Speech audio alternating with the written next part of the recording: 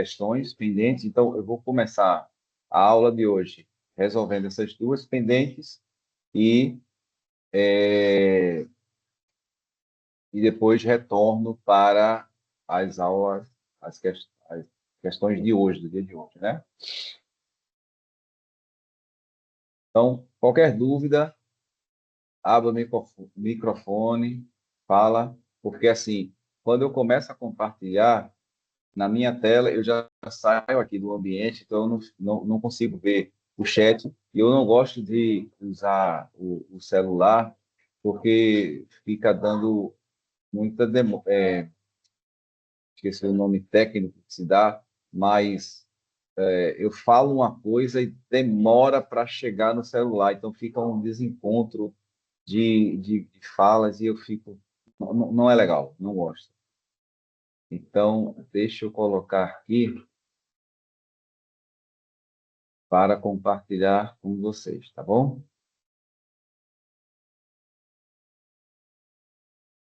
Só, por gentileza, alguém me confirma se estão conseguindo ver a tela. Eu já estou aumentando aqui o tamanho para Sim. ficar bem pronto.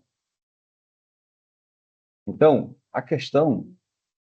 uma das questões que ficou faltando foi essa daqui. É uma questão de progressão aritmética.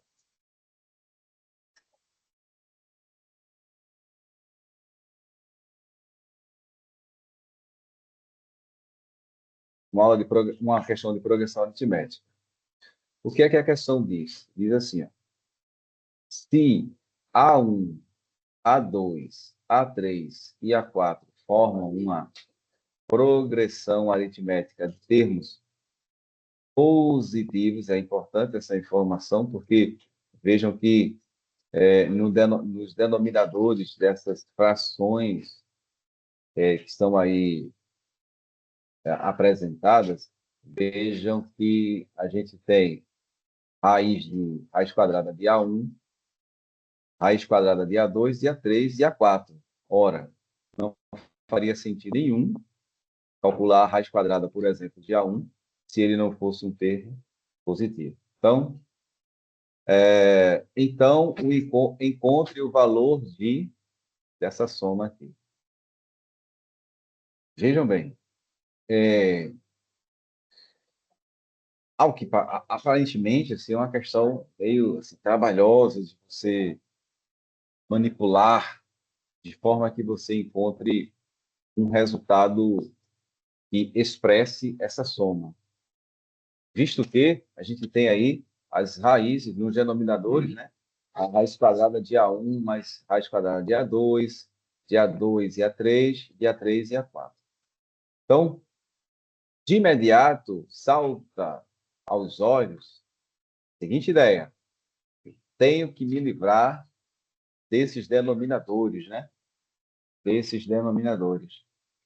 Porque temos aí raízes lá embaixo. Então, pelo menos comigo, já saltou essa ideia, né, aos olhos, e aí eu me lembrei do seguinte, que acho que você já deve saber muito sobre isso. Existe um produto notável, muito conhecido, e que nos ajuda muito, nos ajuda a sair de muitas enrascadas. É esse produto aqui que gera uma diferença de dois quadrados. Então, digamos que eu tenho A ao quadrado menos B ao quadrado, isso pode ser expresso como um produto de uma soma de A mais B pela diferença de A e B, ou seja, A mais B vezes A menos B gera isso daí. Você deve estar se perguntando, o que é que isso tem a ver com essa questão? Bem, eu vou pegar aqui primeiro essa primeira fração. 1 sobre a raiz quadrada de A1 mais a raiz quadrada de A2. E o que é que eu vou fazer? Eu vou pegar essa fração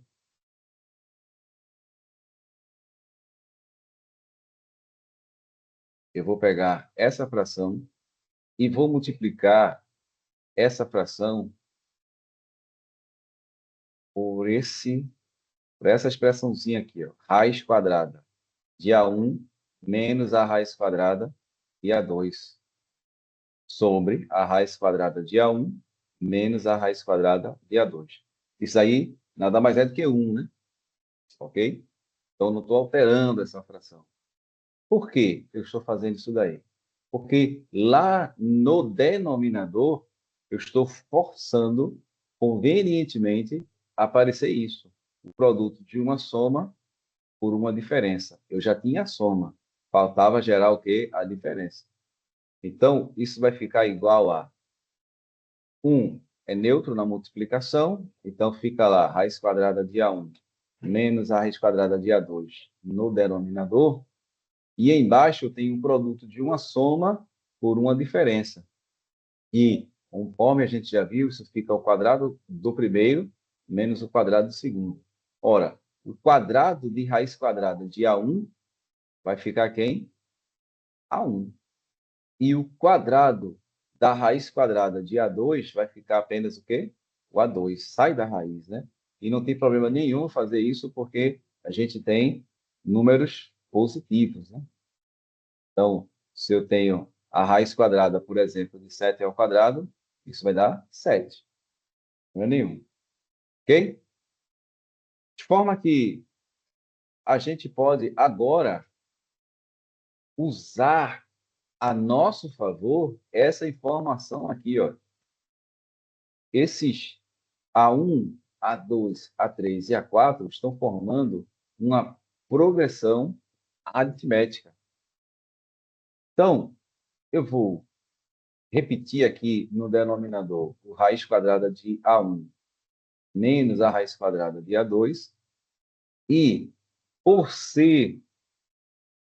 por formarem uma progressão aritmética esses termos, eu vou já expressar o A2 em função de A1. Como assim, Josemar? Se é uma progressão aritmética, o A2, por definição, ele é o A1, primeiro termo, acrescentado da razão R. Tá legal?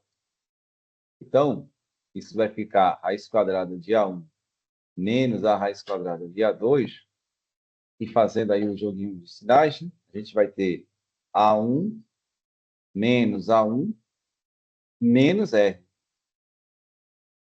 Aqui é o zero. E veja que embaixo ficou menos R. Para ficar R,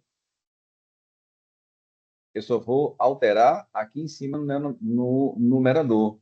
Ao invés de ficar raiz de A1 menos raiz de A2, vai ficar raiz de A2 menos raiz de A1. Grosso modo, o que eu estou fazendo, eu multipliquei em cima e embaixo por menos 1. Ok? De maneira análoga, eu vou fazer esse mesmo procedimento agora com o outro denominador. Perdão, a outra fração. E manipulando convenientemente o denominador. Então, eu já vou fazer o seguinte, eu vou pegar isso aqui e vou multiplicar por... A gente chama de conjugado, né? Para facilitar a compreensão dos alunos, se vocês lembram disso, né? Entre aspas, o conjugado, né? Então, raiz de A2 menos a raiz de A3, e embaixo também. Então, no numerador, vamos ficar com raiz de A2 menos a raiz de A3, certo? E embaixo já vai ficar o quê? O A2 menos o A3. E, de maneira análoga, eu vou expressar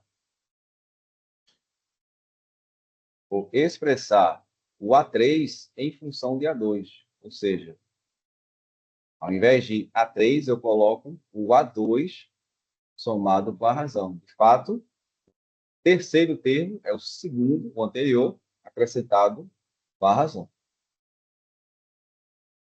Então, vai ficar aqui raiz de A2 menos a raiz de A3, e A2 menos A2 menos R. Então, opa, eu coloquei a R, né? Perdão aqui, deixa eu apagar.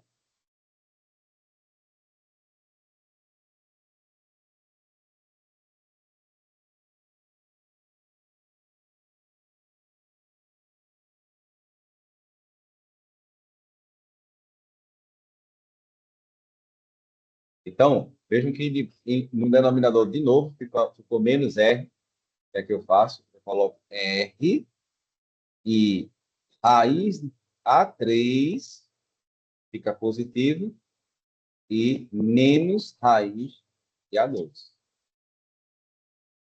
Ok? É isso. Então, vamos agora para o terceira fração, né? Temos 1 sobre a raiz de A3 mais a raiz de A4. Fazer o mesmo procedimento. Multiplicar pelo conjugado em cima e embaixo. Então, fica a raiz de A3 menos a raiz de A4. E raiz de A3 menos a raiz de A4.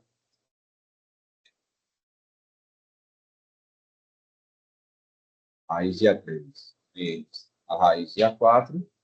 E aqui embaixo vai ficar A3 menos A4. Ok? Então, diminuir aqui para não bater aqui no cabeçalho. Então, vai ficar raiz de A3 menos raiz de A4.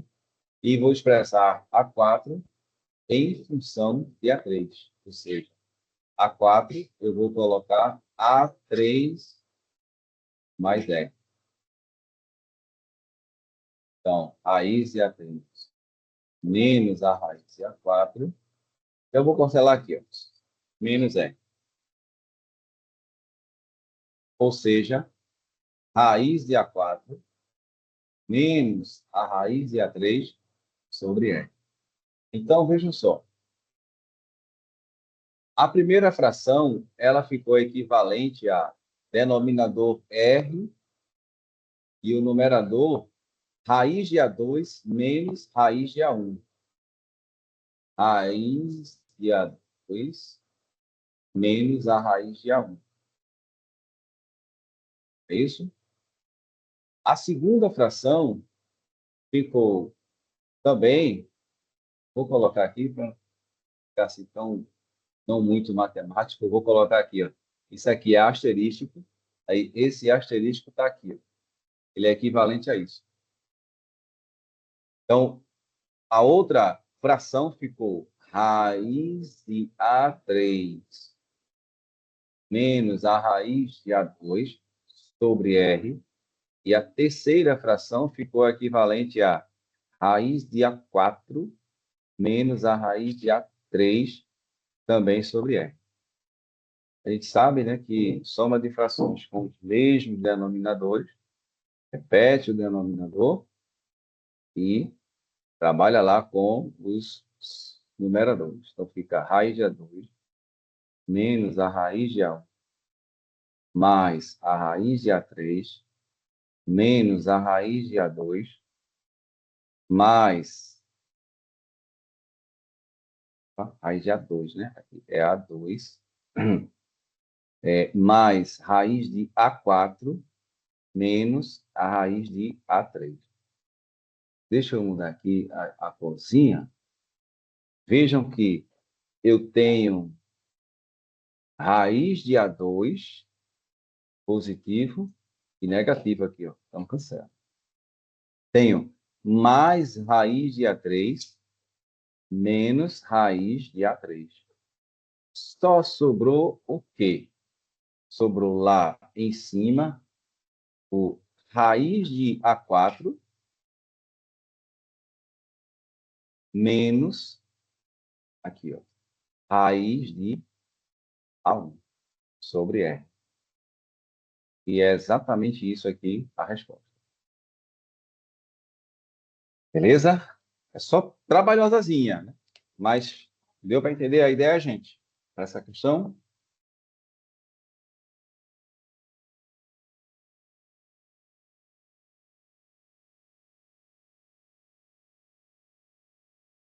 Ele não falou nada, então considero que está tudo ok.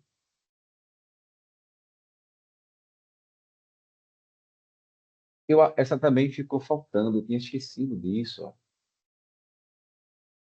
Olha, essa questão diz assim, olha, o número 15 possui n múltiplos com 3 dígitos cada. Qual é, portanto, o valor de n?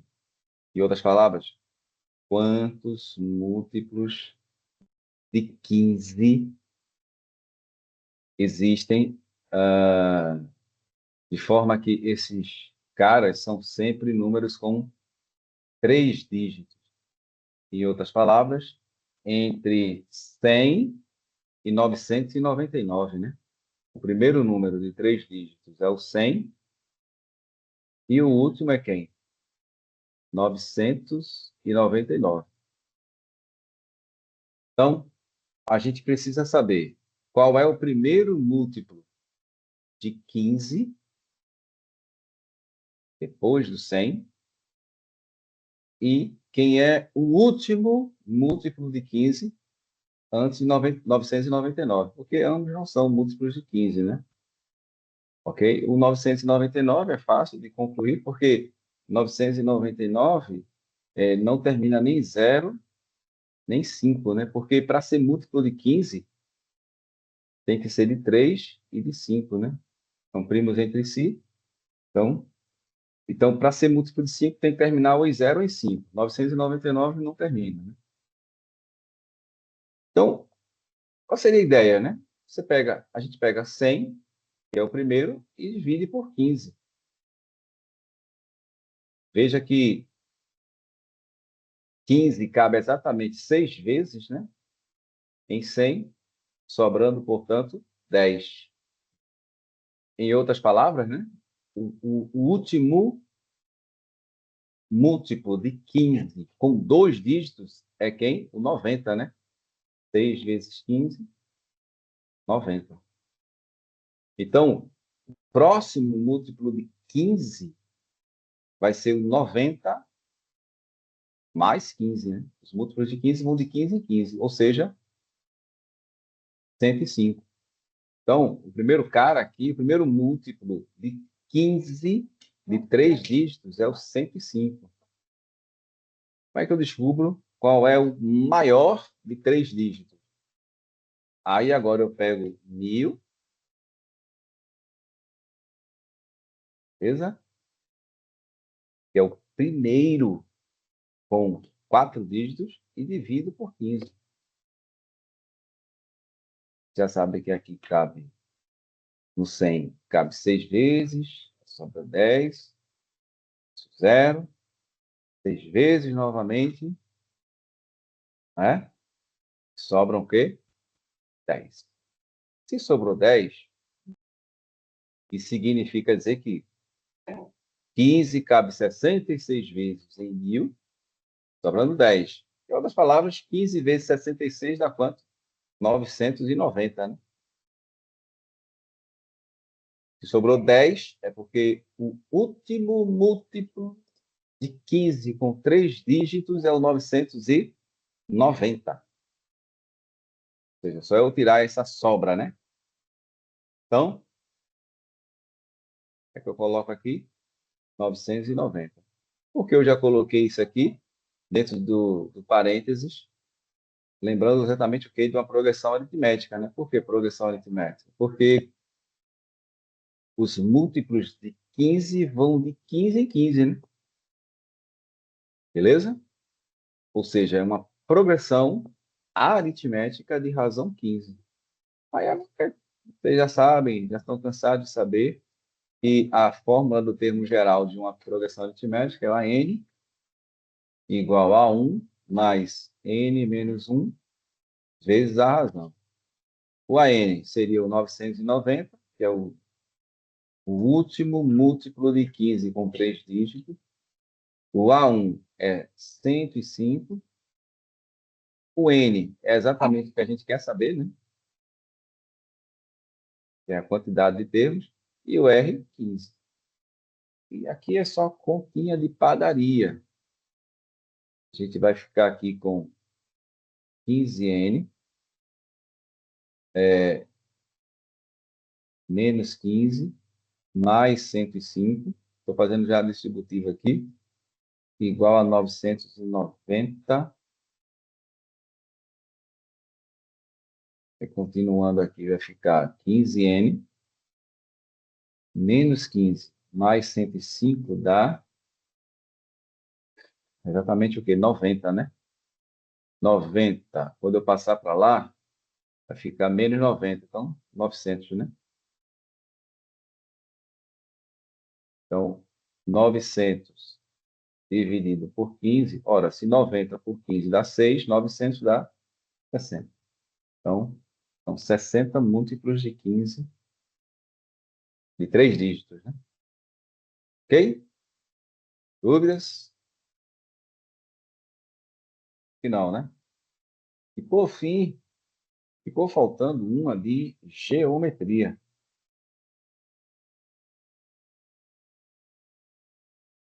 É, Juan, alguma dúvida aí no chat? O pessoal está falando alguma coisa? Não, né? Por enquanto? Não, mestre. Beleza. Pronto.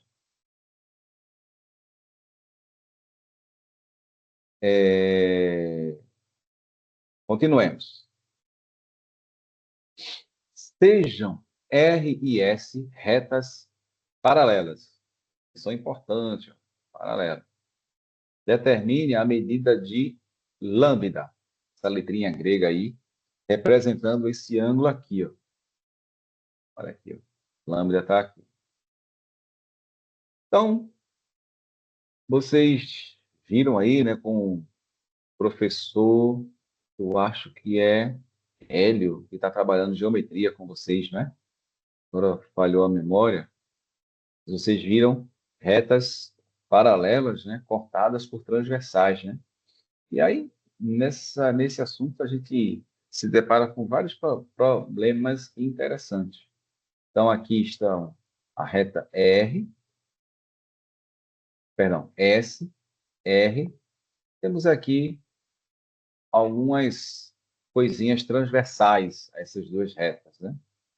Então, vamos lá. O que é que eu vou fazer? Vejam, quais são as informações que eu tenho? Eu tenho aqui esse ângulo que mede 40, tenho aqui um ângulo θ, que a gente não sabe qual o valor dele, ele aparece aqui novamente, e por fim, está aqui o lambda, que é o ângulo que a gente tem o objetivo de descobrir qual é a sua medida. Então, o que é que eu vou fazer? É um recurso já bastante conhecido. O que é que a gente vai fazer? Eu vou considerar uma outra reta passando por esse pontinho aqui, ó, que é o vértice desse ângulo θ. Só que essa reta não é qualquer reta, é uma reta paralela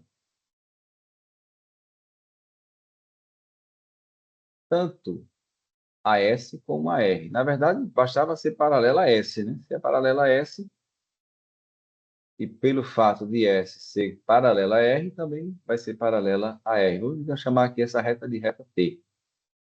Então, vejam só. Considerando T e S,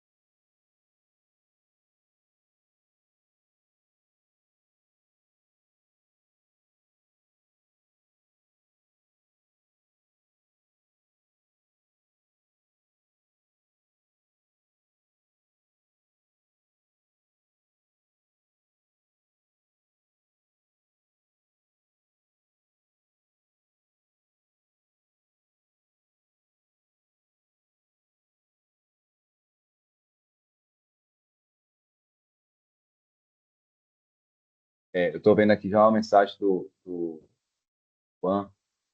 Está tendo problema com a minha internet? Voltou ao normal? Como é que tá? Dá um feedback aí, por gentileza. Como é que tá a situação?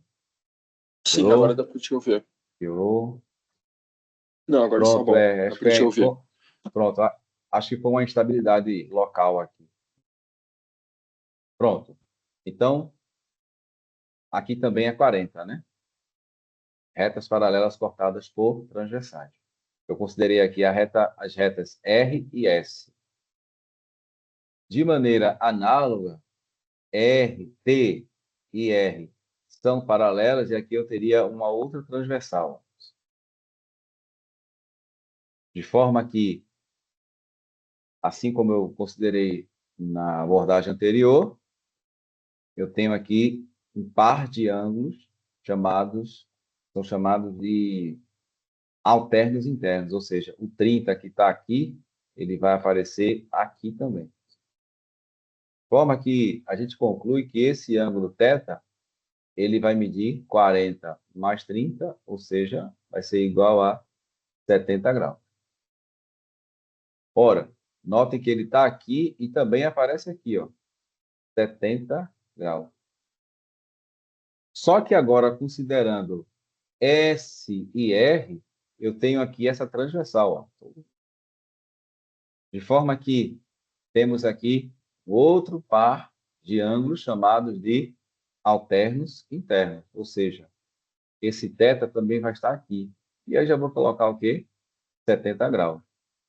Ora, 30 graus, que está aqui, o ângulo lambda que eu pretendo descobrir, e 70 graus, somados, vai gerar o ângulo raso, que é o ângulo de 180 graus.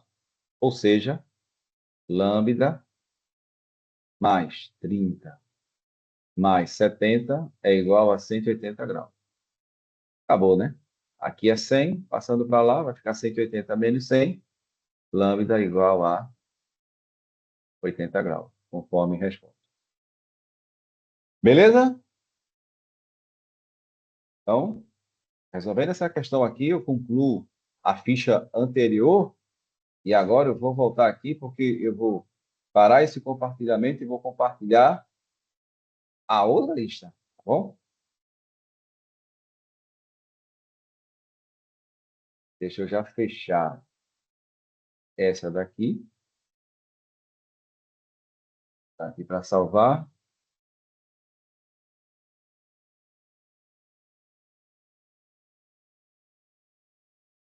E vou compartilhar já outra, tá bom? Vou compartilhar outra antes.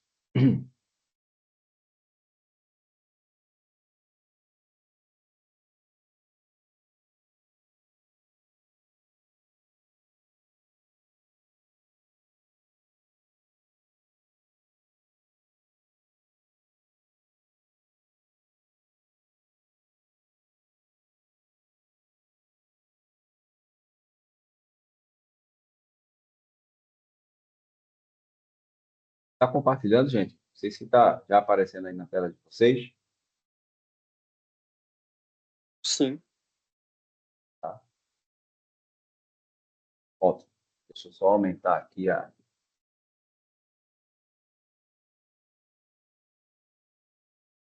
Agora esse notebook começou a dar essas travas.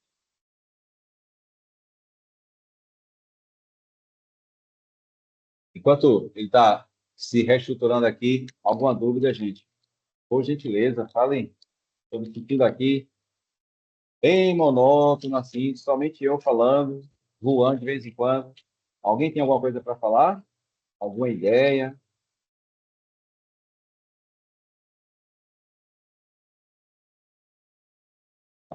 Nada? Desculpa aí, estou fazendo um pequeno lanche aqui, porque a gente se acorda cedo, né? Come cedo. Essa hora, estou comendo aqui uma barrinha de cereal.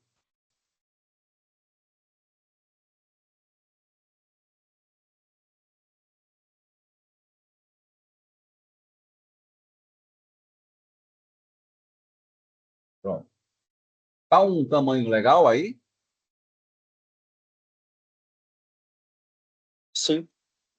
Tá? Tá bom. Vejam só, essa questão que eu vou resolver agora, ela se encaixa na ideia de divisibilidade.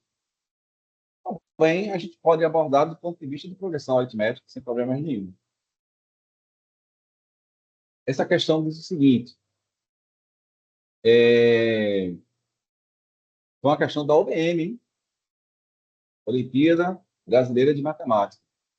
Numa reunião da comunidade do bairro, cada uma das 125 pessoas presentes recebeu um número diferente, a partir do 1 até o 125. Em dado momento, foi feita uma lista das pessoas com número par e das pessoas com número múltiplo de 3, que deveriam participar de um projeto. Algumas pessoas reclamaram, dizendo que seu nome aparecia o quê? 2 vezes na lista. Quantas pessoas apareceram 2 vezes na lista? Ora, de imediato, né, já salta aos olhos o fato de que, como tinha que ter uma lista de pessoas com número par e também com número múltiplo de 3, bem, eu tenho uma expressão que os alunos vivem só nas minhas aulas, eu digo assim, olha, eu era menino, pequeno, era um menino, quando eu aprendi que existem aquelas regrinhas, né, de divisibilidade, claro, mais para frente a gente vê a demonstração disso, mas a gente aprende que um número, quando ele é múltiplo de 2 e de 3, aqui, múltiplo de 2 e de 3, ele vai ser múltiplo de quem? 6, né? Ou seja, a regra da divisibilidade por 6 é, para um número ser divisível por 6, ele precisa ser por 2 e por 3. É porque 2 e 3 são primos entre si. Então, para um número, se o número é divisível por 2 e por 3, claro, ele vai ser múltiplo desse MMC de 2 e 3, que é 6. Dito isto, a gente vai, os que vão estar aparecendo 2 vezes na lista, são aqueles que são múltiplos de 6. Porque pelo fato de eles serem múltiplos de 6, eles são pares. E, claro, eles também vão ser múltiplos de 3. Em outras palavras, a gente vai em busca de todos os múltiplos de 6 entre 1 e 125. O primeiro é o 6. E o último é quem? 120, né? Quantos múltiplos de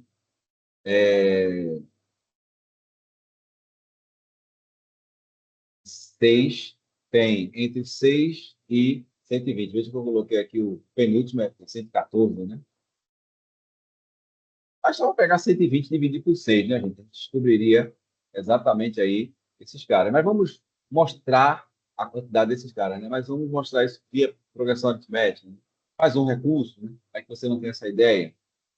Você pega, considera que o A1, o AN é 120, né? É o último termo. O A1 é 6. O N é o que você quer saber. E a razão é quem? 6, né? Por isso que, sim, porque é uma progressão aritmética, porque vai de 6 em 6, né? Vão de 6 em 6 os múltiplos de 6, né? Dito isto, a gente vai ficar com 6n igual a 6n. Ó, aqui vai dar menos 6, né? Com 6, vai cancelar, ou seja, vai ficar 6n igual a 120. Como eu tinha dito, bastava pegar 120 e dividir por 6, você descobre quantas vezes o 6 vai aparecer, né? Nesse intervalo, ou seja, 20 vezes. Alguma dúvida aí, pessoal?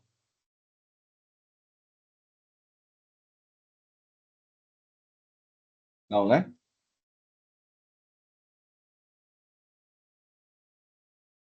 Essa questão aqui, eu não coloquei aqui de onde ela foi, mas se eu não estou enganado, ela foi uma questão da OBMEP.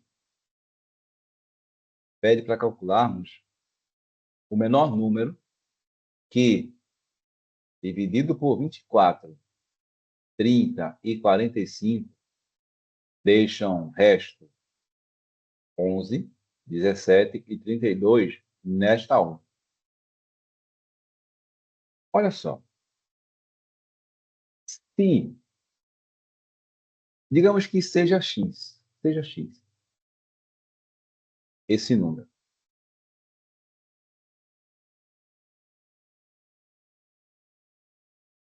Então, se x, ao ser dividido por 24,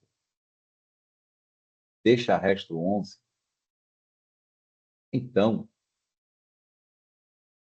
esse número x, ele pode ser expresso assim, ó, por 24 vezes um número q mais 11. Por que, Josemar? Por conta dessa estrutura aqui, bastante conhecida por vocês, né? X, que é o número procurado, dividido por 24, vai gerar um quociente Q e resto 11. E aí vocês sabem, né? O dividendo é igual ao divisor vezes o quociente mais o resto. E aí aqui está expresso isso. X igual a 24Q mais 11.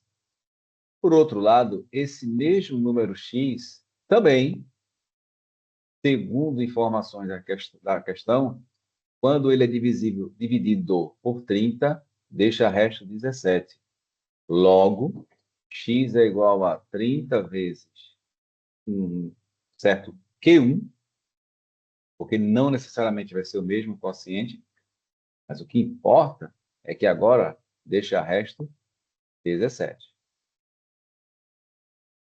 Por fim, esse mesmo número x, segundo a questão, ao ser dividido por 45, deixa resto 32. Ou seja, a gente pode expressá-lo como 45 vezes Q2 mais 32.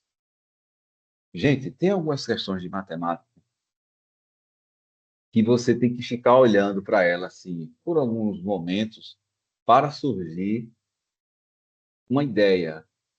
E, por vezes, essa ideia é fruto de você observar um detalhe. Que detalhe, José? Vejam que coisa interessante. Se nós pegarmos esse número x e somarmos com 13, o que é que vai acontecer? Ele vai ser expresso, esse x mais 13 vai ser expresso por 24Q mais 24. Por que 24? Primeiro que eu estou usando o princípio aditivo, né, da igualdade, né? O que eu somo de um lado ou subtraio, eu tenho que compensar do outro lado. É a questão da balança, né? Então, somei 13 no primeiro membro, somei 13 no segundo membro. Só que ao somar 13 com 11, o que é que vai dar? 24. Ou seja, colocando 24 em evidência, ficaria Q mais 1. Por outro lado, se eu somar 13, veja que coisa interessante. Somar 13 nessa segunda equação, no primeiro membro, compensando lá no segundo membro, eu vou ficar com 30 vezes Q1 mais 30, porque 17 mais 13 é 30. Ou seja, Eu colocando o 30 em evidência, vai ficar lá dentro Q1 mais 1. Por fim, se eu somar 13 ao primeiro membro dessa última equação, compensando lá no segundo membro, vai ficar 45 Q2 mais 45. Logo, colocando 45 em evidência, vai ficar lá dentro Q2 mais 1. Ou seja, o que é que esse pulo do gato, como a gente diz aqui em Recife, não sei em outras regiões do país como se fala, esse pulo do gato é a ideia, né? O que é que essa ideia gerou como consequência? Gerou que, se nós acrescentarmos 13 a esse número, ele vai ser um múltiplo de 24, porque ele é 24 vezes alguma coisa. Ele vai ser um múltiplo de 30, porque ele vai ser 30 vezes alguma coisa. E ele também, ao ser acrescentado com 13, vai ser um múltiplo de 45. Ó, múltiplo, múltiplo, múltiplo. Ou seja, um múltiplo comum, vai ser múltiplo desses três, né? Também vai ser um múltiplo, menor múltiplo comum. E, é claro, eu vou em busca do menor, porque a questão está pedindo o menor número. Então, eu vou calcular, portanto, o MMC de 24, 30 e 45. Bora, né? Por 3 aqui, 8, 10, 15. Por 5. Repete aqui o 8, 2 e 3. Por 3, 8, 2 e 1. Por 2, 4 e 1 aqui, repetindo. Só resta 4 agora, né? Então, deixa eu ver aqui. 3 vezes 5 dá 15. 3 vezes 2 dá 6. 6 vezes 15 dá 90. 90 vezes 4 dá 360. Uma informação importante. 360 não é o menor múltiplo comum de x. É o menor múltiplo comum de x mais 13.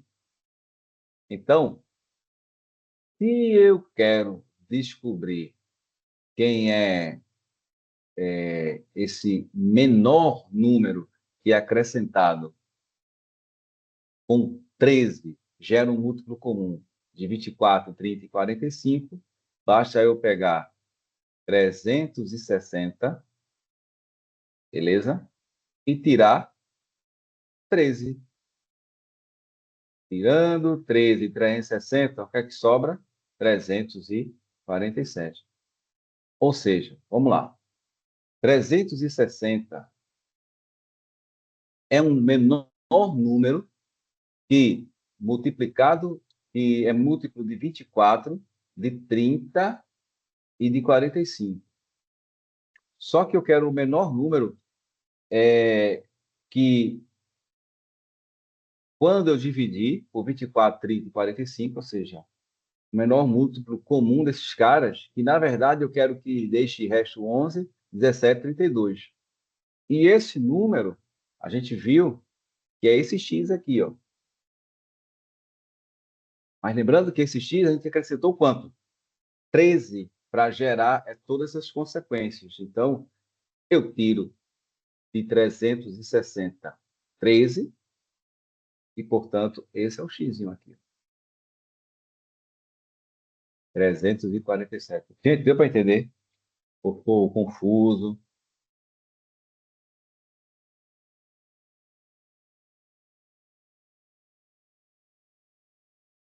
E aí, Juan, alguém falou alguma coisa? A professora Fernanda pediu no chat para o senhor Como? explicar novamente. A professora Explicar no- Fernanda pediu no chat para o senhor explicar novamente. Ah, Fernanda, você pode nem precisar abrir o microfone, pode colocar no chat que Juan passa para mim. É algum ponto específico que você quer que eu explique ou toda a questão?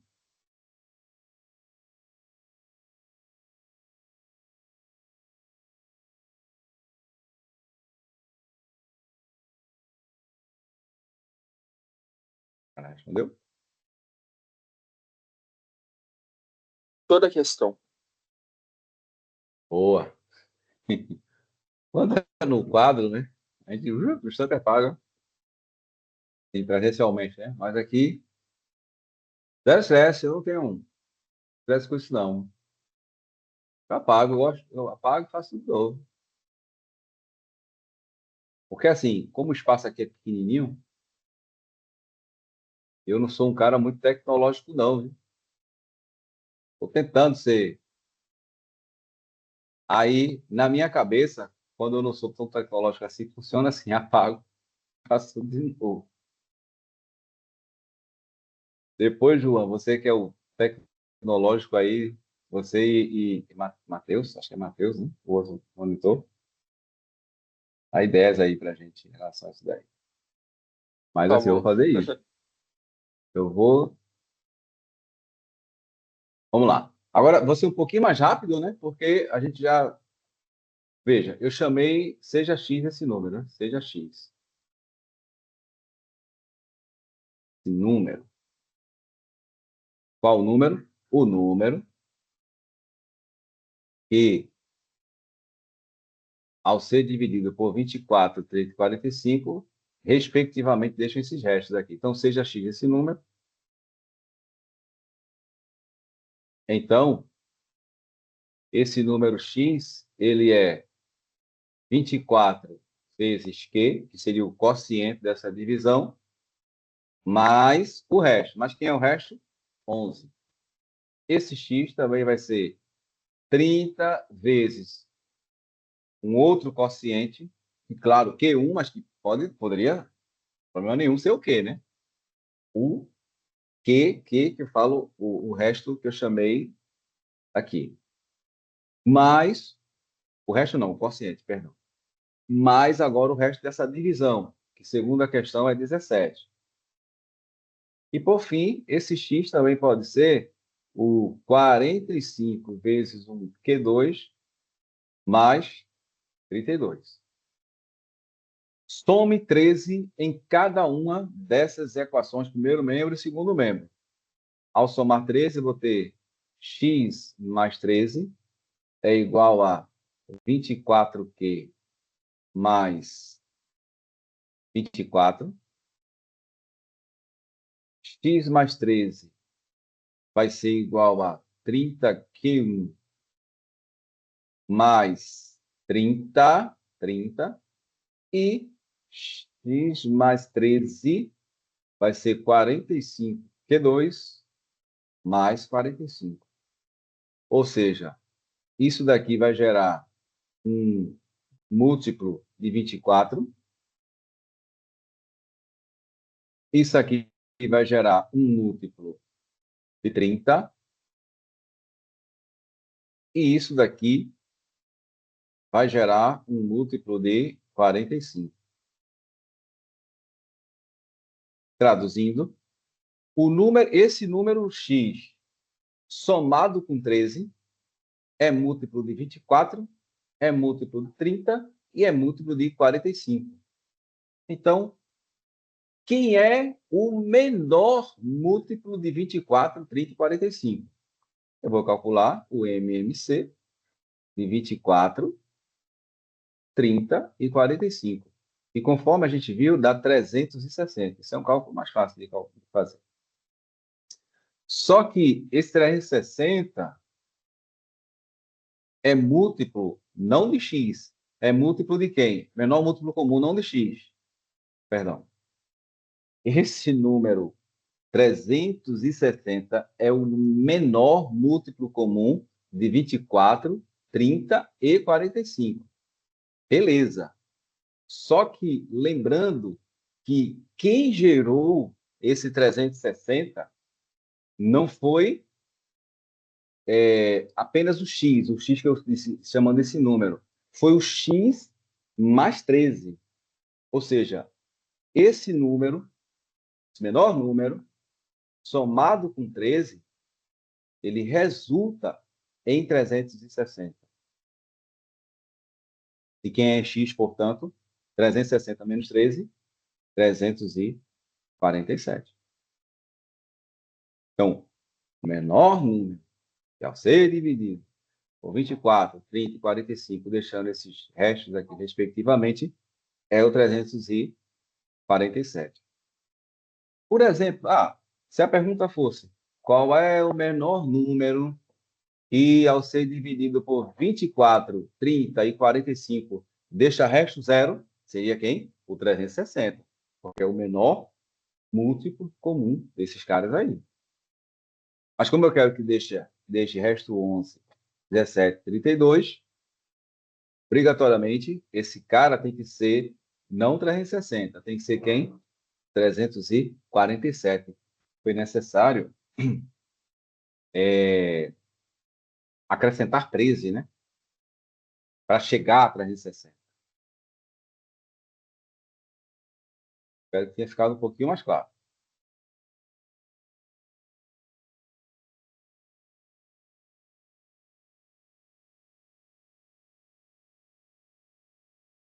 Essa questão aqui é uma questão bem Mestre, interessante. Ela já... Oi? a Pois não? Fernanda trouxe mais uma dúvida. Sim. Sempre para fazer desse Sempre o tipo, quê? tem que ter o raciocínio de somar algo? Sempre para Não. fazer questões desse tipo, tem que ter esse raciocínio de somar algo? Veja, eu não vou cravar que sempre tem que ser isso. Talvez um outro mecanismo seja suficiente, dependendo da questão.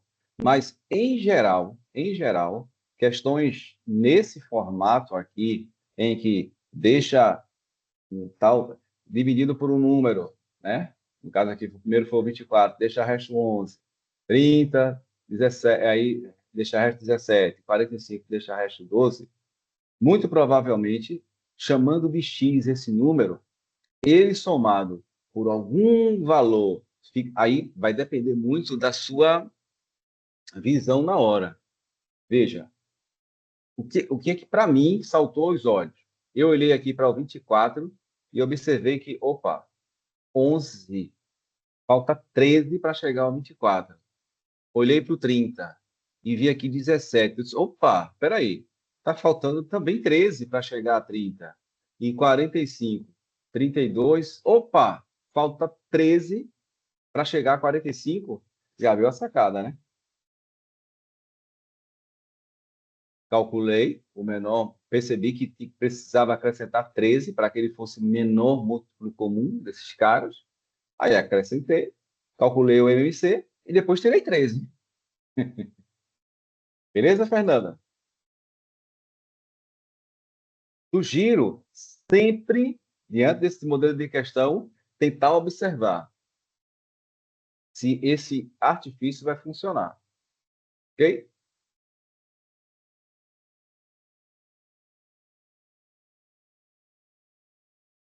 Vamos lá. Próxima questão. Eu tenho o dobro. Olha, essa questão aqui, eu já vi esse mesmo formato em variados processos seletivos, concursos militares, vestibulares, para ser sincero, mais de militares. Então, vamos lá. Eu tenho o dobro da idade que tu tinhas quando eu tinha a idade que tu tens. Quando tiveres a idade que eu tenho, a soma das nossas idades será 54. Qual é o valor da soma das nossas idades atuais? Geralmente, essa questão dá um nó na cabeça dos alunos, porque ela fica envolvendo presente, passado e futuro. E aí, equacionar isso daí não é assim tão imediato, porque, em geral, quando o aluno vê isso aqui, ó, eu tenho o dobro da idade que tu tinhas, quando eu tinha a idade que tu tens, é muito comum o aluno chama a minha idade é X, a sua idade é Y, e aí geralmente falou dobro, né? Os alunos fazem o quê? X igual a 2Y. Aí eu falo, olha, peraí,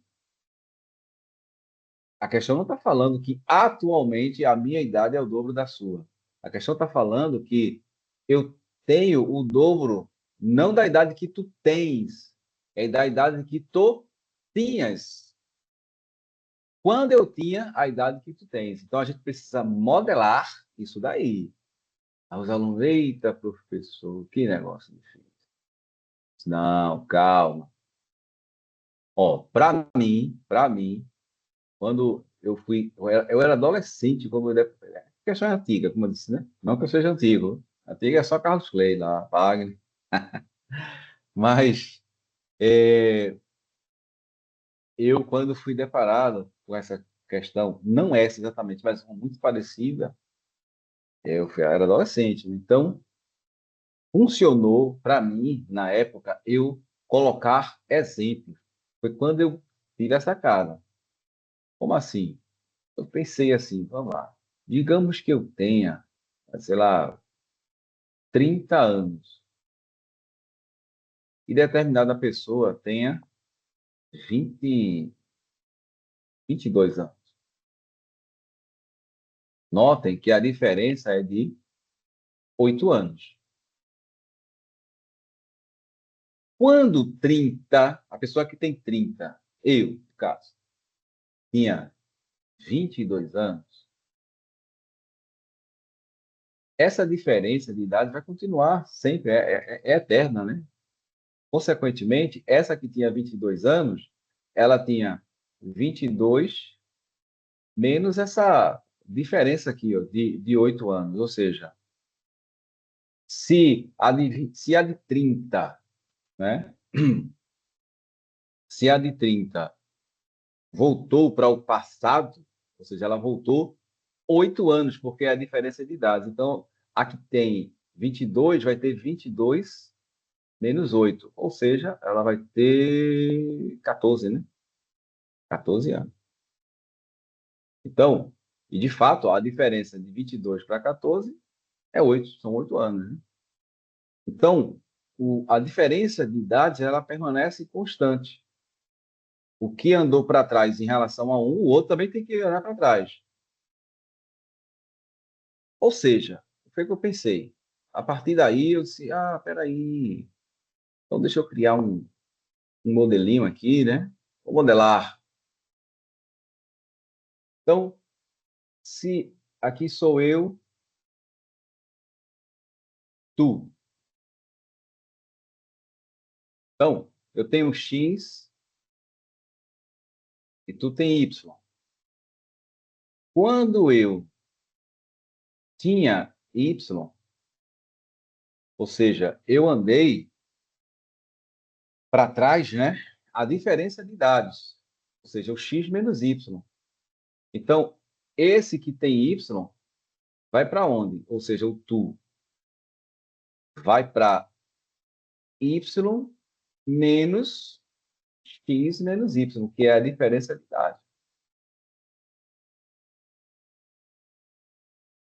Deu para entender, gente? Então, vou colocar aqui exemplo de novo, para ficar mais claro. Um tem, um tem 14 e um outro tem 11. Quando esse que tem 14 tinha 11, o que tinha 11 tinha quanto? 8 anos. Por que tinha 8 anos? Porque se esse diminuiu 3, né? Esse daqui também tem que diminuir o quê? 3. E o que é esse 3? É a diferença de idades. 11 menos, no caso aqui, 14 menos 11, né? 14 menos 11. Aqui eu chamei o quê? De x e y. Então vai ser x menos y. Ou seja, vai ser y menos x, tirando do parênteses, né? Mais y, joguinho de sinal. Ou seja, 2y menos x. Ufa, né? Por outro lado, por outro, por outro lado, essa questão também fala do futuro. Fala assim, olha, quando tu tiveres a minha idade, ou seja, quando tu tiveres a idade que eu tenho, a soma das nossas idades será 54. Muitos alunos, erroneamente, eles também pegam assim, x mais y igual a 54. Eu digo, nananina, não. Está dizendo que atualmente a soma das nossas idades é igual a 54 anos. A questão está dizendo que quando você tiver a minha idade, aí lá na frente, quando a gente somar, vai dar 54. Ah, professor, então a gente vai ter que modelar também essa questão do futuro. Exato. Exemplos me ajudam muito. Na época, então eu fiz assim, ó, digamos que uma pessoa tem 20 anos e outra tem 17. Quando essa daqui que tiver 17 tiver 20, a que tem 20 vai ter 23. Porque eu acrescentei, essa que está atualmente, ela no futuro, né, ela vai ter mais 3, que é a diferença de idade, né? E claro, essa que tem 20 também vai ter o quê? Mais 3. Então, agora eu não estou subtraindo, né? Eu estou somando. Mas somando sempre o quê? A diferença de idades, porque tem que ficar sempre a mesma. Em outras palavras, vou colocar aqui, ó. Eu, tu. Então, atualmente eu tenho x, tu tens y. Quando esse y aqui for x, o x vai ser y, ou, perdão, vai ser x, né? Ele vai andar, ó, esse y foi para x, ou seja, ele acrescentou a diferença de idades, né? Ou seja, acrescentou x menos y. De fato, ó, se eu pegar y mais x menos y, vai cortar, vai cortar. Então, y vai ser quem? Vai ser x. Só que esse x vai ser x, vai ser x. Deixa eu botar um pouquinho mais para cá.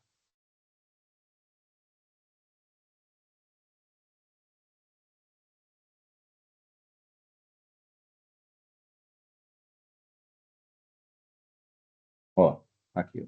Eu, tu. Então, eu tenho x atualmente e você tem y. Quando esse y tiver x anos, ou seja, ele andou para frente, mas a diferença de idade pode ser 3, 5, sei lá. Esse eu, que sou eu não vou ter mais somente x, eu vou ter x mais a nossa diferença de idade. Ou seja, vai ser x, tirando do parênteses, né? X mais x menos y, que vai ser igual a 2x menos y. Então, vamos lá. Resgatando as informações. Quando eu tinha a idade que tu tens, tu tinhas isso. E quando tu tiveres a minha idade, tu vai ter isso aqui, ó. Feito isso, agora sim a gente pode, né? Deixa eu vou precisar aqui do.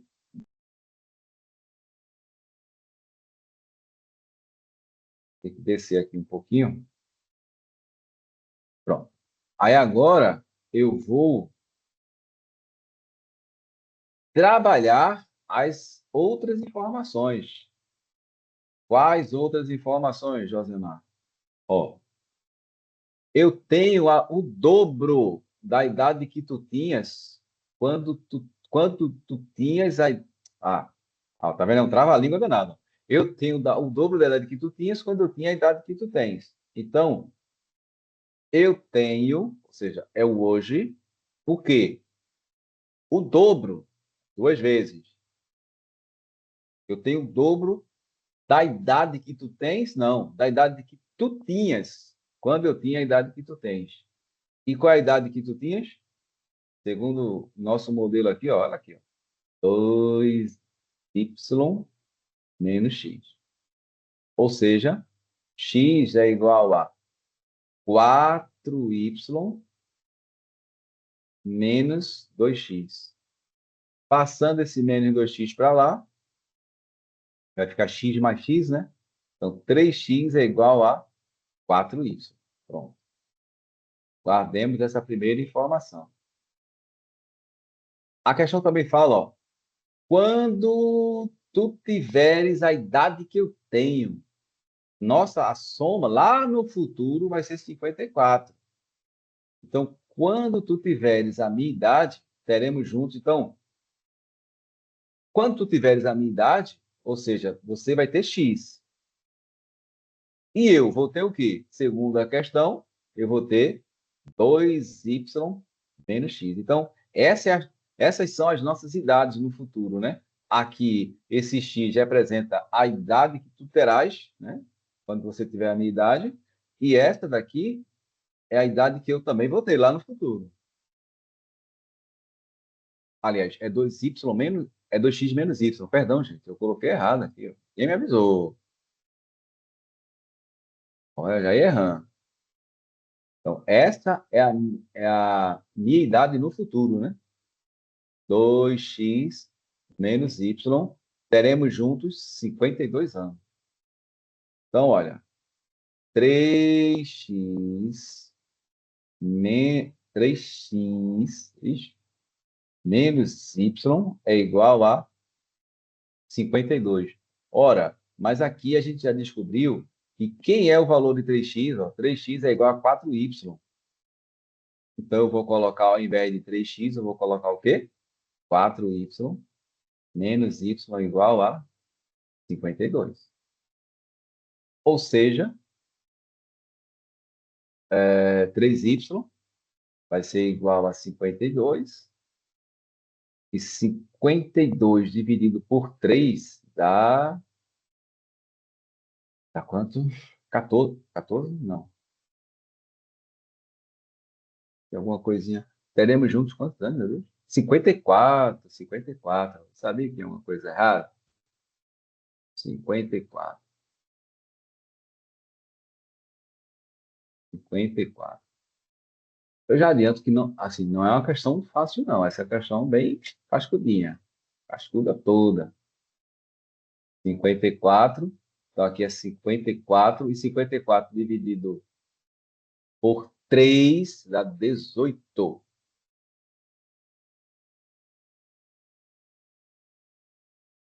54 dividido por 3 dá 18.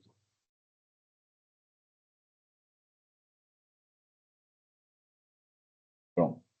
Essa é a idade que tu tens. E qual é a minha idade? Posso pegar qualquer uma das equações, né? Vou pegar essa daqui, ó. 3x é igual a 4y. Então, 3x é igual a 4y. 4 vezes y, 4 vezes 18 dá 70 e 4 vezes 8, 32, 72. E 72 dividido por 3 dá 24. Pronto. Então, a questão está pedindo para qual é a soma das nossas idades atualmente. Ó. 24. Se x é 24 e y é 18, 24 mais 18, 42. Ó, só por caráter de observação, vejam, 24, vou aproveitar aqui, 24 e 18, vejam. A questão está dizendo assim, olha, vamos só verificar se estamos corretos. Ó. Eu tenho o dobro da idade que tu tinhas quando eu tinha a idade que tu tens. Veja que quem tem 24, certo? Quando esse que tem 24 tinha 18, a diferença de idades é quanto, gente? É 6, ó. 24 menos 18 é 6. Então, o de 24, quando foi para trás, 6 anos, o de 18 também foi 6 anos para trás, certo? Ou seja, 18 menos 6, 12. E, de fato, ó, 24 é o dobro de 12, ó. Eu tenho, ó, 24, o dobro da idade que tu tinhas quando eu tinha a idade que tu tens. Quando eu tinha 18, você tinha 12. E veja que 24 é o dobro de 12. Ah, Josemar, está fazendo sentido. Vê agora o futuro? Vamos ver.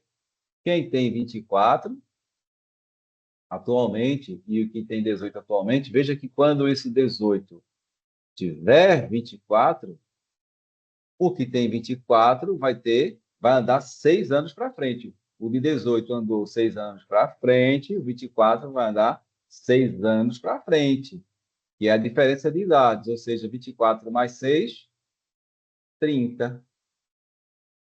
E veja, olha, o que tem 18 vai ter 24 e o que tem 24 terá 30. E somando dá quanto? 54. Então, estamos corretos. Fala, pessoal, questão cascuda, né? Muitas análises, né?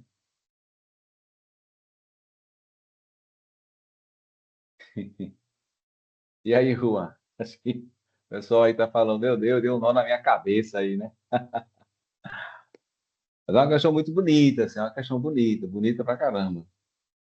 Se não entendeu, assim, 100%, tenta fazer esses exemplos que eu falo, dá valores e fica analisando. Um vai para quando no passado, o que é que vai ocorrer? No futuro, o que é que vai ocorrer? Mas, assim, a chave é você perceber que a diferença de idades, ela permanece constante. Então, se eu ando a diferença para trás, né, eu tenho que pegar e sair, no caso, subtrair, né?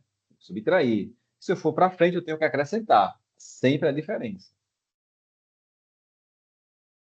Ufa, né? E aí, Juan? Uma palavra aí, pessoal? Ninguém está com dúvida, não, mestre. Beleza. Essa questão da epical eu vou deixar aqui, porque só temos mais 26 minutos, né? Deixa eu ver. Eu vou resolver uma questão de contagens. O restante eu vou. Eu achei essa questão aqui de contagens muito bonita. Muito bonita mesmo. Na verdade, essa questão aqui envolve contagem, técnica de contagens e porcentagem. Deixa eu só tomar uma aguinha, gente. A garganta aqui secou muito. Só um instantinho. Um minutinho. O copo está logo aqui do meu lado. Só para. Eu?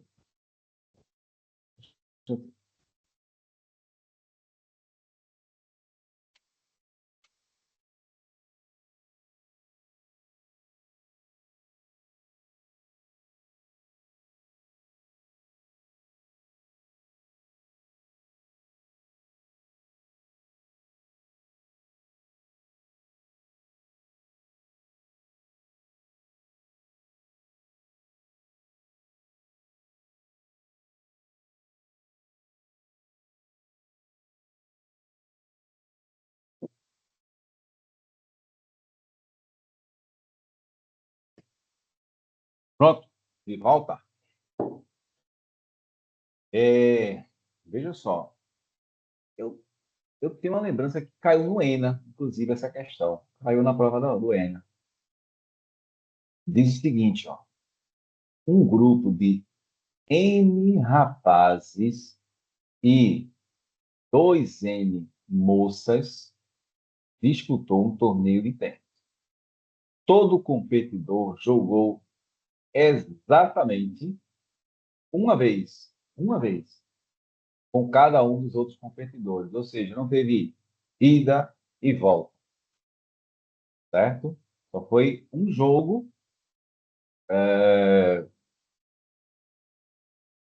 exatamente com uma determinada dupla, tá certo? E ao final, 10% das partidas ocorreu entre rapazes. Qual é, portanto, o valor de N? Então, vamos lá. Vejam só. Primeira coisa, se eu não estou enganado, quem está trabalhando a parte de técnicas de contagem, né, é Wagner, né? Eu não sei como ele está apresentando para vocês técnicas de contagem, mas eu vou, se for diferente, pelo menos é uma outra perspectiva. Vejam só, quando a gente estuda as técnicas de contagem, tem um modelo específico de contagem que se enquadra é chamado de combinações, combi,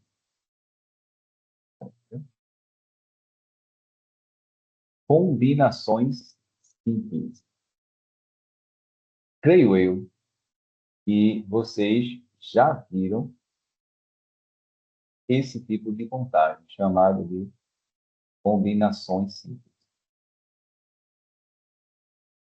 Quem está atualmente só trabalhando com fundamental, talvez esteja enferrujado, porque no fundamental é muito improvável trabalhar essas técnicas de contagem, certo?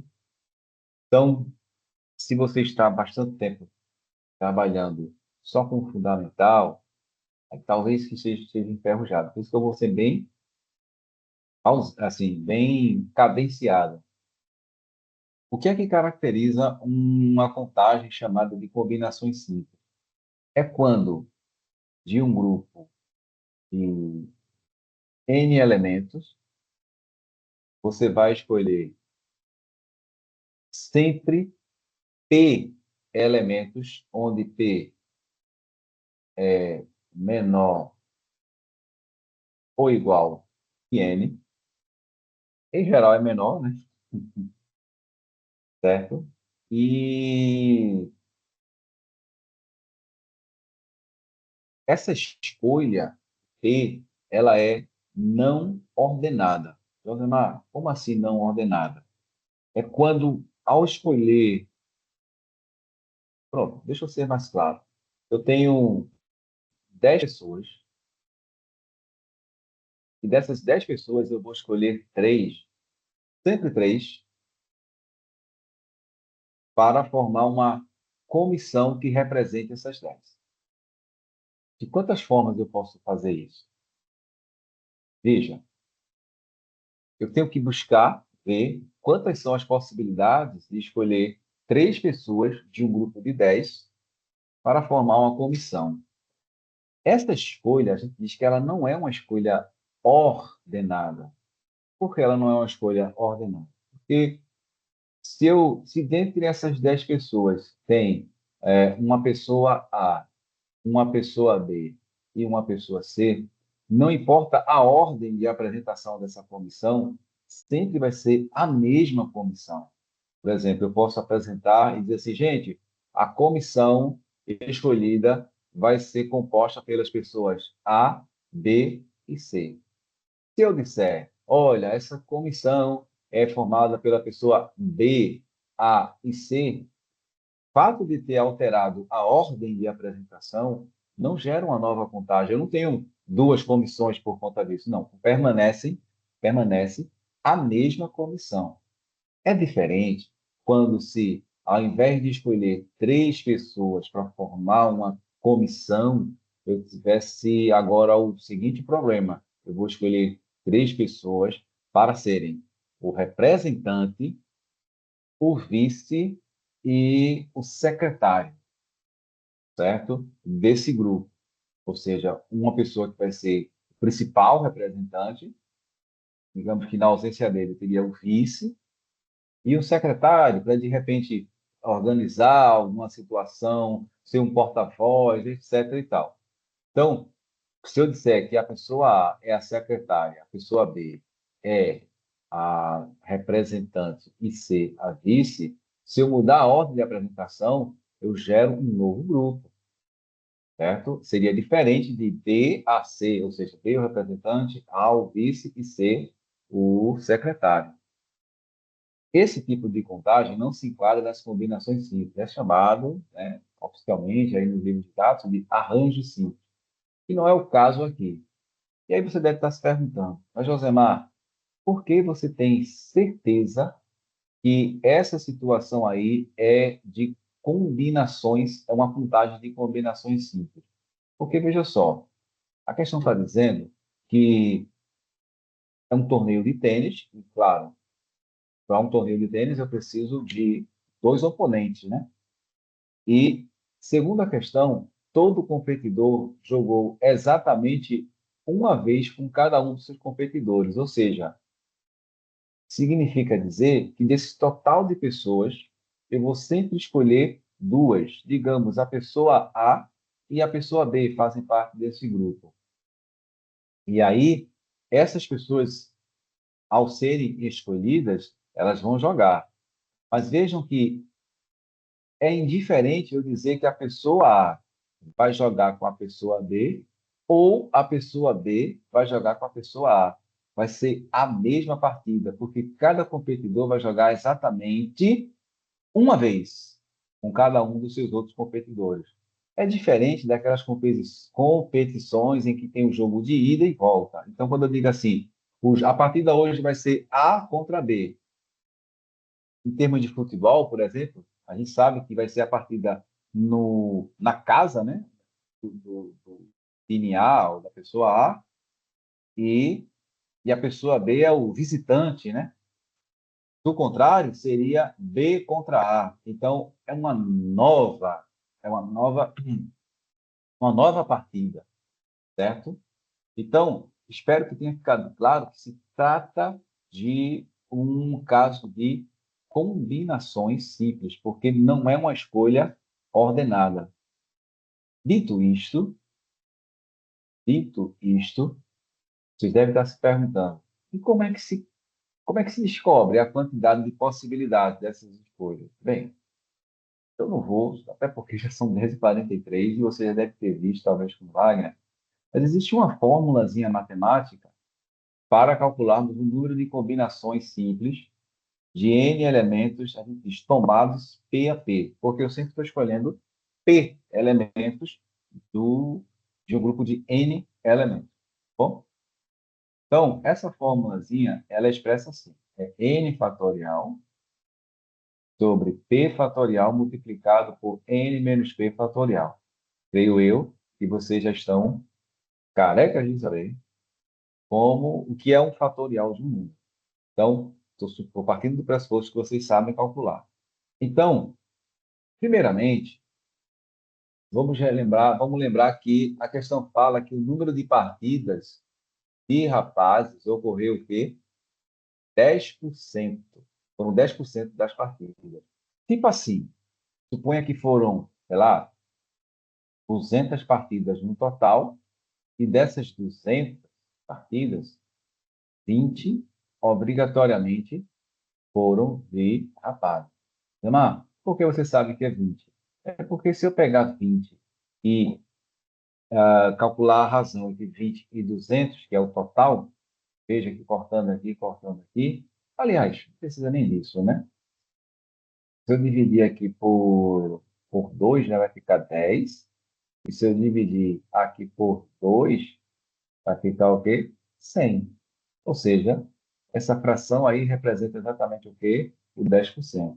Eu acho que já ficou claro para vocês que é, a razão entre o número de partidas de rapazes e o total de partidas tem que dar 10 sobre 100 ou 1 sobre 10, né? Ó, 10% é o quê? É 1 sobre 10.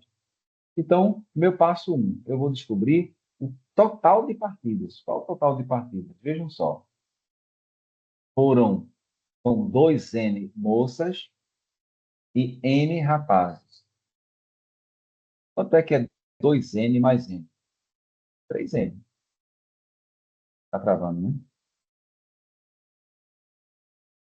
Travando para mim, olha, essa internet.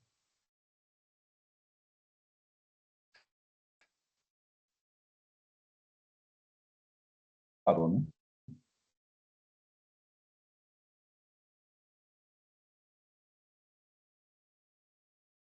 Gente, pode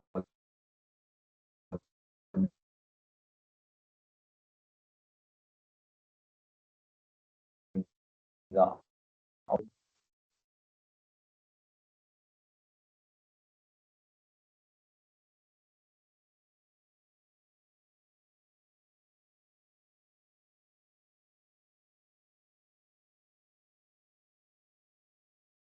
Juan, me ouves? Alô, agora eu consigo ouvir.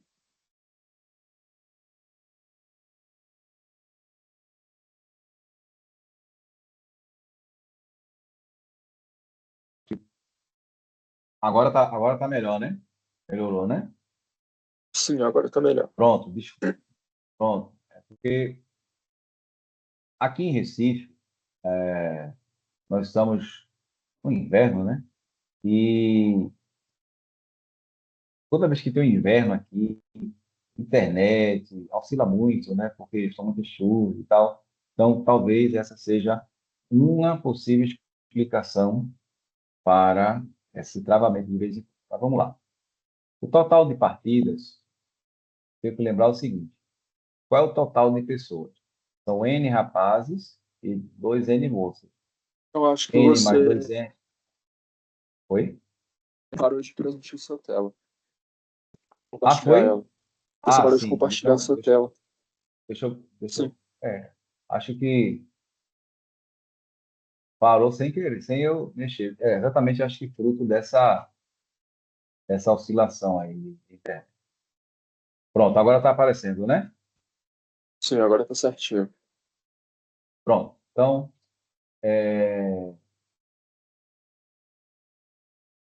vou apagar aqui. Então, são quantas pessoas no total? Está travando de novo, né? Ou não? São N mais 2N, 3N pessoas no total. Desses 3N, eu vou calcular a combinação, o número de combinações simples de 3N, que é o total, em relação a 2. Por que em relação a 2? Porque eu estou escolhendo sempre duas pessoas para jogarem uma única vez, ou seja, a ordem não importa. Então, vai ser 3N. Segunda fórmula aqui, ó. Sempre o N, que é o total de elementos do conjunto, fica lá em cima, na forma fatorial. E, ó, embaixo fica o P, que é, nesse caso aqui é o 2, sobre 3N menos 2. A gente vai trabalhar aqui, ó. O que é 3N fatorial? Pela definição de fatorial, você vai ter 3N multiplicado por quem? Por 3N menos multiplicado por 3N menos 2. Poderia continuar, mas eu vou parar aqui e vou segurar o fatorial. Tipo assim, ó, 7 fatorial. Eu posso escrever como 7 vezes 6 vezes 5 vezes 4, 3, 2 e 1. Ou bastava eu colocar, eu poderia parar aqui, por exemplo, no 5 e colocar no 5 o símbolo de fatorial. Então, eu vou ter aqui 2 Repito, 2 fatorial é 2 vezes 1, dá 2. E repito aqui o 3 menos 2 fatorial. Ao fazer isso, ó, aqui em cima está igual ao de baixo. Essa foi a minha estratégia, de forma que o número total de partidas pode ser expresso por 3n vezes 3n vai dar 9n ao quadrado. 3n vezes menos dá menos 3n. Tudo isso dividido por 2. O total de partidas. Agora eu vou em busca do número de partidas dos rapazes. São n rapazes. E desses n, eu vou escolher, não de forma ordenada, 2 desses rapazes. Vai ser n fatorial sobre 2 fatorial, n menos 2 fatorial. Mesma estratégia, eu vou começar a desenvolver esse n fatorial lá em cima, n vezes n. E quando chegar no n menos 2, eu paro. Eu deixo de desenvolver o fatorial, porque lá embaixo tem n menos 2 fatorial. Então, eu já sei que isso aqui cancela. E o 2 fatorial é 2. De forma, pensava que esse espaço seria suficiente, mas não vai ser. Então, o que é que eu vou fazer? Esse resultado vai ser n vezes n. N ao quadrado. N vezes menos dá menos n. Tudo isso dividido por 2. Segunda questão, esse é o total de partidas dos rapazes. E esse daqui, ó, que a gente achou aqui em cima, é o total. Segunda questão, total de partidas dos rapazes foi de 10%. Ou seja, significa dizer que se eu pegar n ao quadrado menos n sobre 2 e dividir por 9n ao quadrado menos 3n sobre 2, tem que dar o quê? 10%, que é exatamente o quê? 1 sobre 10, né? Esse 2, posso cancelar com esse 2. Então, a gente vai ter n ao quadrado menos n sobre 9 ao quadrado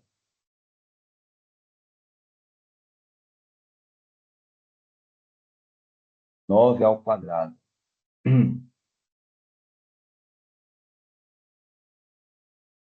9 ao quadrado, não. 9n ao quadrado menos 3n.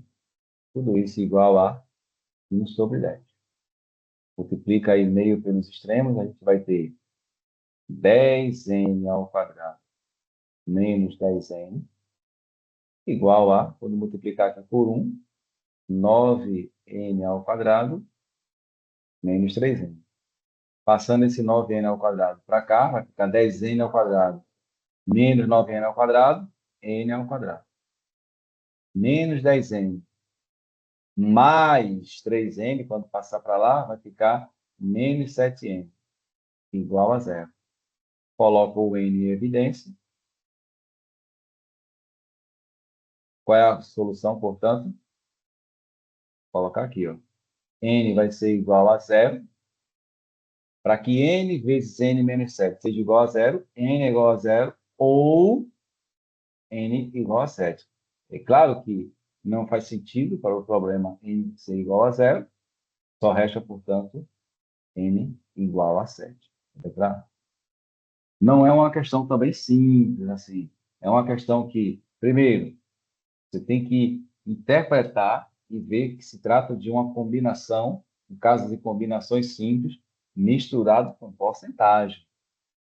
Dito isto, você vai ter que ter muito cuidado, vai ter que lembrar dessa fórmula das combinações simples e, ao mesmo tempo, você tem que considerar com muito cuidado o cálculo dos fatoriais. Gente, faltam 5 minutos. Eu acho que para fazer uma outra questão na correria não faz sentido, não gera qualidade. Bem, eu vou divulgar, vou mandar esse material. Já está lá no Ava, nesse material, só não está com essas resoluções. O vídeo aí, Juan está gravando. Então é isso, gente. Eu espero que vocês tenham aí gostado, que tenha contribuído com alguma coisa. Esse é o objetivo, né? Sempre aqui para dar essa força e contribuir com essa preparação para vocês, certo? É, mais alguma dúvida?